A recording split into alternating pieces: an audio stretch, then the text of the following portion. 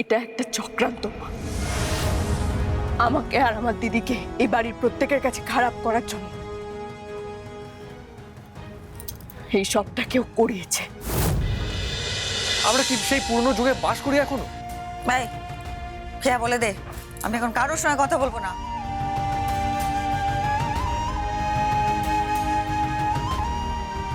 আর আমার কাছে এসে আমার মন ভোলানোর কোনো দরকার নেই। আচ্ছা ঠিক আছে ঠিক আছে, তুমি শান্ত হও তো।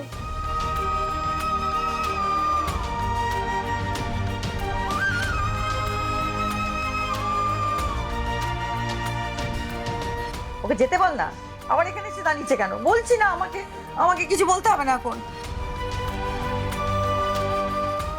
নিজের শরীর ঠিক নেই, এখন লাভ দিয়ে দিয়ে আবার গুন্ডাদের পিছনে তাড়া করেছে। শরীর ঠিক নেই, ওষুধপত্র খাচ্ছে, রেস্ট নেবে কোথা তা না। যেতে বল ওকে রেস্ট নিতে বল। যাবো না, আমি কোথাও যাব না। তুমি আমার সঙ্গে শোবে, আমি আছি। আমি সবসময় তোমাকে আগলে রাখবো, দেখে রাখবো তোমাকে। তোমার ভয় পাওয়ার কোনো দরকার নেই, বুঝতে পেরেছো তুমি আমার কথা? আর একটা কথা, এটা একটা চক্রান্ত মা।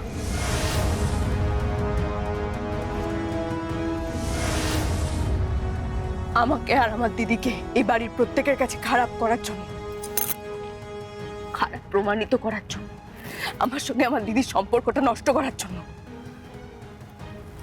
এই সবটা কেউ করিয়েছে।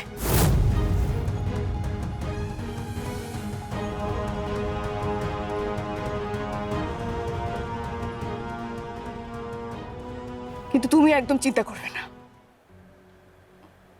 তারা কেউ পার পাবে না।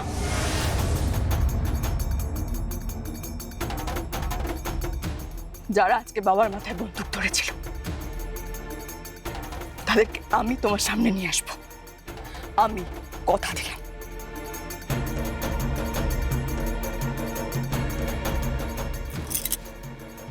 আর তারা নিজের মুখে স্বীকার করবে কে বা কারা ওদের দিয়ে কাজটা করিয়েছে।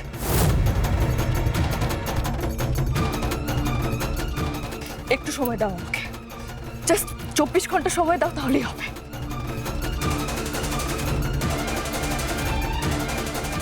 কি করবে?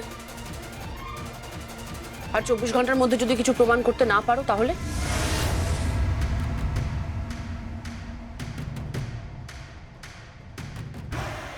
কি করবে তখন? মুখ লুকিয়ে বসে থাকবে, নাকি আমার মায়ের সামনে আবার নতুন কোনো আশ্বাস বানিয়ে আওড়াবে? কোনটা?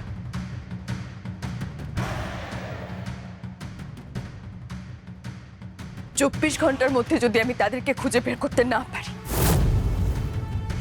বা কে এই কাজটা করিয়েছে সেটা জানতে না পারি, তাহলে মাকে মায়ের বৌমার সাথে মানতে হবে না।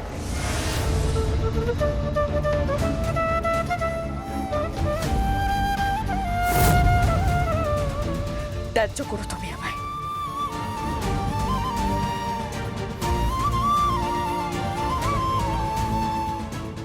আমি কোনোদিন আর তোমার সামনে এসে দাঁড়াবো না।